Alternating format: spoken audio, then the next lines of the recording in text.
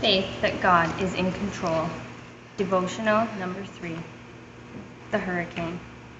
When the castaways finally finished building their bamboo huts, they were sleepy. "Good night, little buddy," Bob said to Larry. He was already snoring. Suddenly, a huge storm blew up, howling winds, smashing all the huts except for Larry's hammock, where he kept sleeping. Everyone ran around trying to save things through the rain, thunder, and lightning. Larry kept snoring. When the storm finally stopped, Bob and the others spent the rest of the night rebuilding the huts. As the sun started to rise, they finally dropped off to sleep. That's when Larry's eyes popped open. "Good morning," he shouted, waking everyone up. Bob pulled Larry's hammock backwards like a slingshot and let go. Larry shot out of the hut and landed in the lagoon.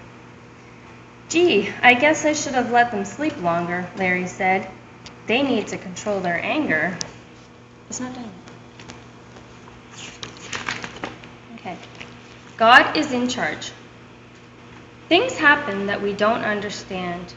Why did the storm hit and destroy the veggie huts?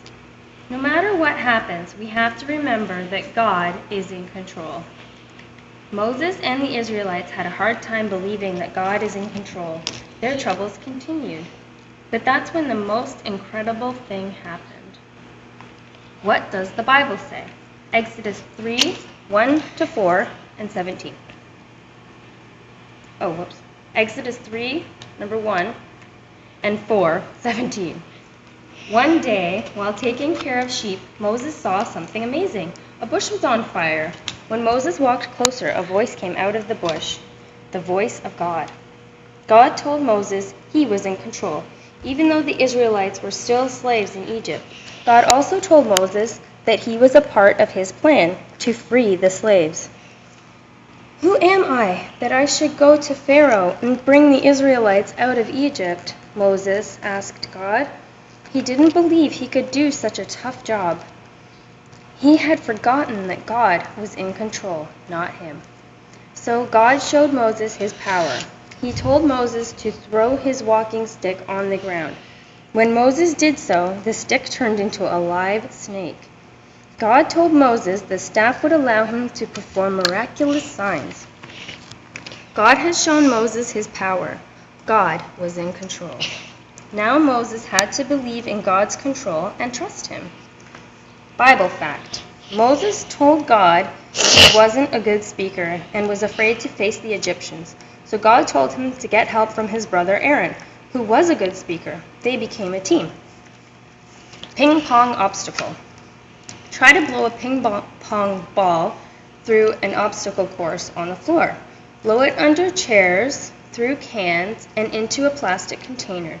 As each person takes a turn, talk about how hard it is to control the ball, just like it's hard for us to control everything in our lives. Sometimes things go the way we want. Other times they don't. We don't understand why.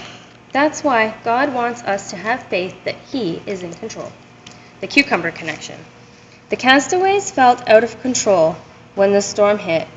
When have you felt this way? What does it mean for God to be in control? What can you do to remember God is in control the next time this happens to you? Think, link, and act.